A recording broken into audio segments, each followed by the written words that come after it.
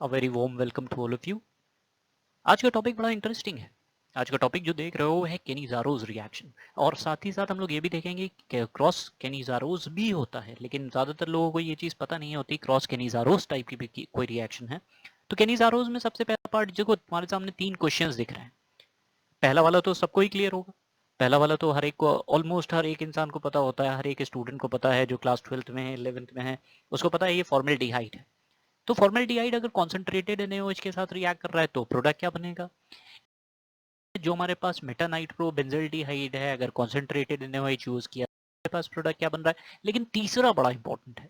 तीसरा जरा देखो, यहाँ पे 2 डिफरेंट टाइप के एल्डिहाइड्स लिए हैं और उसको कॉन्सेंट्रेटेड NaOH के साथ रिएक्शन किया गया है। और तो ये क्वेश्चन रखने का रीजन क्या है?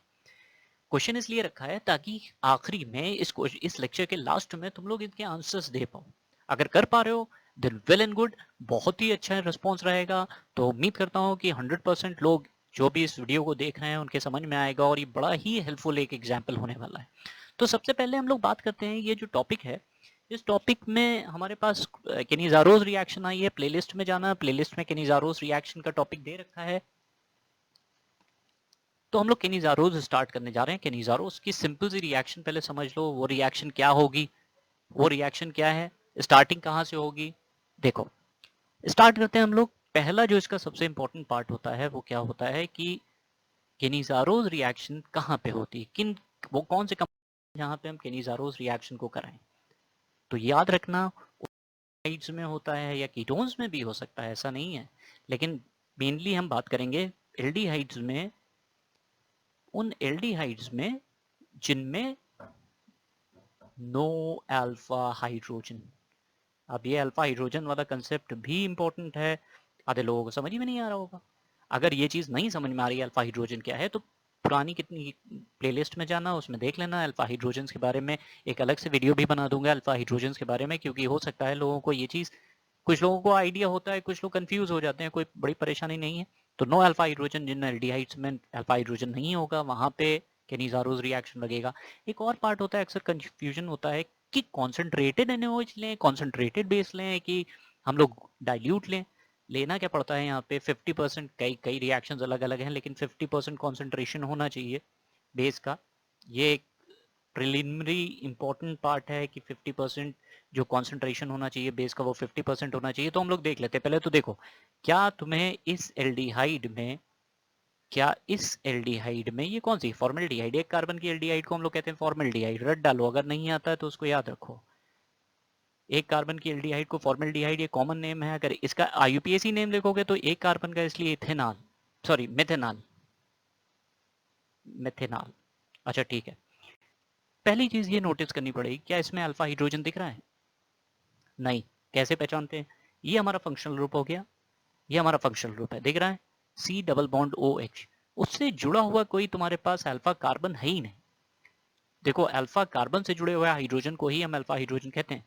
तो अगर तुमने मान लो इस रिएक्शन में हमने बेस डाल दिया है NaOH, हमने पहले भी लिख रखा है कॉन्सेंट्रेटेड होगा, अगर OH माइनस भी लिख दें, इसको इस फॉर्म में भी लिख सकते हैं, तो भी कोई प्रॉब्लम नहीं है। ज़्यादातर केसेस में लोअर लेवल पे ये चीज़ चल जाती है। तो यहाँ पे हमेशा 2 मॉलिक्यूल, जैसे एल्डोल कंडेंसेशन इससे पहले रिएक्शन में हुआ था, एल्डोल कंडेंसेशन में देखा था 2 मॉलिक्यूल्स लग रहे थे, 2 मॉलिक्यूल्स यहाँ पे भी होते हैं। इसको एक, अब देखो, अगर तुम्हें एक सीरीज याद होगी तो एल्डिहाइड का ऑक्सीडेशन कराने पे हमें मिलता है एसिड। कितने कार्बन एल्डिहाइड है उतने ही कार्बन का एसिड मिलेगा, कार्बोक्सिलिक एसिड। तो एक कार्बन के जो एसिड बनता है हमारे, वो कौन सा हो गया? Methanoic acid. लेकिन यहाँ पे हम सॉल्ट लेकर चलेंगे, अगर Na लेकर चले हो तो यहाँ Na प्लस लिख दो, अगर पोटेशियम चले हो तो K प्लस लिख दो। प्लस साथ में एल्डिहाइड को अगर रिड्यूस कराते हो, क्लास 12th में ये चीज़ें दिखाई गई हैं, 11th में भी हैं, अगर तुम इस चीज़ को रिड्यूस कराओगे तो ये बना देगा अल्कोहल। तो हमारे पास एक कार्बन का अल्कोहल बन गया CH3OH।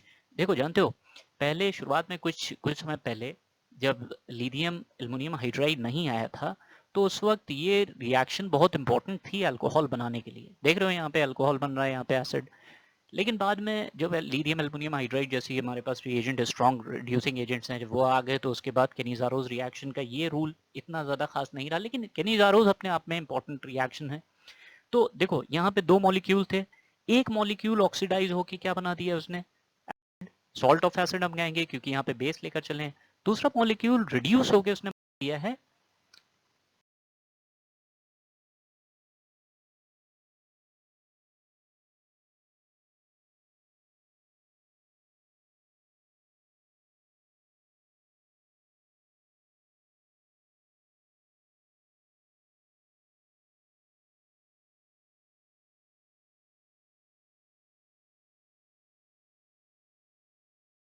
redox का पूछा, which organic reaction is also known as disproportionation reaction, Cannizzaro reaction है, Cannizzaro होती है।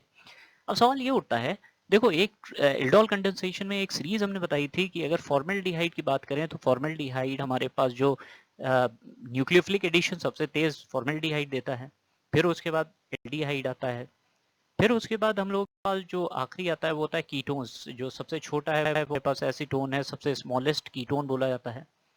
तो ये सीरीज याद रखना, न्यूक्लियोफिलिक एडिशन ये रिएक्शन सबसे तेज देता है, फॉर्मेल्डिहाइड उसके बाद एल्डिहाइड उसके बाद ये। तो हम लोग जो पहला क्वेश्चन तो हमने लोगों ने सॉल्व कर लिया कि बेस है, अगर इसकी मैकेनिज्म की जरूरत हो तो प्लेलिस्ट में चले आना, उसमें दिख जाएगी, तुम्हें मैकेनिज्म इसकी पूरी मिल जाएगी। अब सवाल ये उठता है कि अगर मान लो हमने एल्डिहाइड जो चेंज किया है, तो पहली चीज तो हमें ये नोटिस करनी पड़ेगी, ये एल्डिहाइड है हमारे पास और हमने इस जगह पे मेटा पोजीशन पे NO2 ले रखा है। तो वैसे भी पता है NO2 क्या होता है, एक इलेक्ट्रॉन विड्रॉइंग ग्रुप होता है, बहुत ही इलेक्ट्रॉन विड्रॉइंग ग्रुप होता है। तो ये भी एक तरह से यहाँ पे सबसे पहली चीज नोटिस करो कि एल्डिहाइड हमारे पास क्या इससे जुड़ा हुआ कोई अल्फा हाइड्रोजन दिख रहा है, इस कार्बन की वैलेंसी को नोटिस करो 1 2 3 और यहाँ पे साथ में ये बॉन्ड बना है, चारों वैलेंसीज फुलफिल्ड हैं, इसका मतलब यहाँ पे भी कोई भी अल्फा हाइड्रोजन नहीं है और साथ में कॉन्सेंट्रेटेड NaOH लेकर चले हो। तो हमारे पास जो प्रोडक्ट बना है वो क्या है, आसानी से बता सकते हो वो प्रोडक्ट क्या बनेगा, एक को ऑक्सीडाइज करा दो, एक को रिड्यूस करा दो, एक मॉलिक्यूल, हमेशा दो मॉलिक्यूल्स याद रखना, एक मॉलिक्यूल दिखाया जाता है तुम्हारे पास कॉपीज में लिखा होगा एक मॉलिक्यूल नहीं होता, दो मॉलिक्यूल्स होते हैं, नहीं दिखाया गया है कोई बात नहीं, लेकिन तुम्हें ये चीज नोटिस कर लेनी है कि तुम्हारे पास अल्फा हाइड्रोजन है कि नहीं, अगर एब्सेंट है तो तुरंत के तुरंत कैनिज़ारो, अगर है तो वो एल्डोल कंडेंसेशन के आसपास होगी। तो एक मॉलिक्यूल तो ऑक्सीडाइज हो गया, ये इसने बना दिया CO- NO2। सवाल ये उठ रहा है कि यहाँ पे हमने फिर से सॉल्ट क्यों बनाया, क्योंकि हम बेस लेकर चल रहे हैं, एसिड बेस रिएक्शन होगा, सॉल्ट बन जाएगा, साथ में हमारे पास एक और चीज बनेगी, एक ही कार्बन का अल्कोहल। अब देखो जो आखिरी क्वेश्चन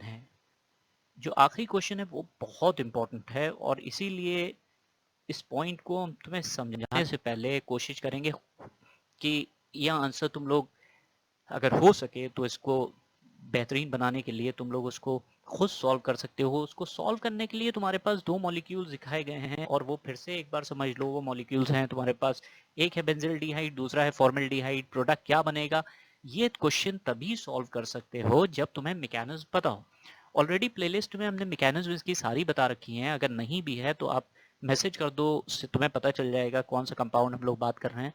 लेकिन ये इंपॉर्टेंट चीज़ है कि कैनिज़ारोस का जो टिपिकल रिएक्शन होता है उसमें क्या करना होता है, याद रखना वो एक डिस्प्रोपोर्शनेशन रिएक्शन है। ये सीरीज जो थर्ड क्वेश्चन है उसको सॉल्व करने के लिए सीरीज इंपॉर्टेंट होगी, बिना इस सीरीज के वो क्वेश्चन सॉल्व नहीं होगा। और कॉन्सेंट्रेटेड NaOH बेस स्ट्रॉन्ग होना चाहिए, हमारे पास ज़रूरी है। अब सवाल ये उठ रहा है कि क्या हमें जो कैनिज़ारोस रिएक्शन है उसका क्रॉस से क्या मतलब, तो ये जो थर्ड क्वेश्चन है क्रॉस कैनिज़ारोस रिएक्शन का मतलब, अब तुम्हें ये डिसाइड करना है इन दोनों में से कौन सा मॉलिक्यूल अल्कोहल बनाएगा, यानी कि रिड्यूस होने वाला है, दोनों ही एल्डिहाइड है, एक रिड्यूस होकर अल्कोहल बनाएगा, एक ऑक्सीडाइज होके एसिड बनाएगा। तुम्हें ये डिसाइड करना है इन दोनों में से कौन सा एसिड बनाएगा, कौन सा अल्कोहल बनाएगा। अगर ये क्वेश्चन तुम लोग कमेंट बॉक्स में हमें बताओ, ये सॉल्व तभी हो सकता है, तो फिर से एग्जांपल बता देता हूँ कहाँ से ये सॉल्व होगा। ये इसकी मैकेनिज्म और ये इसके सीरीज, इस सीरीज से ये सॉल्व हो सकता है। आने वाले टाइम पे और भी लेक्चर्स इंपॉर्टेंट हो जाएंगे, तो कंटिन्यू करो और ज़्यादा से ज़्यादा लोगों तक इस चीज़ को पहुँचाओ। ये इसलिए नहीं कर रहा हूँ कि कोई अमाउंट की ज़रूरत है, नहीं, ताकि ज़्यादा से ज़्यादा लोगों को ये चीज़ें पता चलें, उनकी हेल्प हो जाए, उनको समझ में आ जाए, उनके कंसेप्ट क्लियर हो जाए, दैट्स ऑल। तो अगर हेल्प करना चाहते हो तो इसको प्रमोट करो। इसका आंसर, अब रही बात आंसर, तो आंसर मैं उम्मीद करूंगा जितने लोग भी इस वीडियो देख रहे हैं आंसर दें, तभी उससे तुम्हें पता चलेगा कि आंसर क्या है, ढूंढोगे, थोड़ी मेहनत लगेगी, मज़ा आएगी तुम लोगों को। उम्मीद करता हूँ ये वीडियो अच्छा लगा हो, अगर अच्छा लगा है तो इसको फॉरवर्ड करो, लाइक करो, शेयर करो। Thank you so much.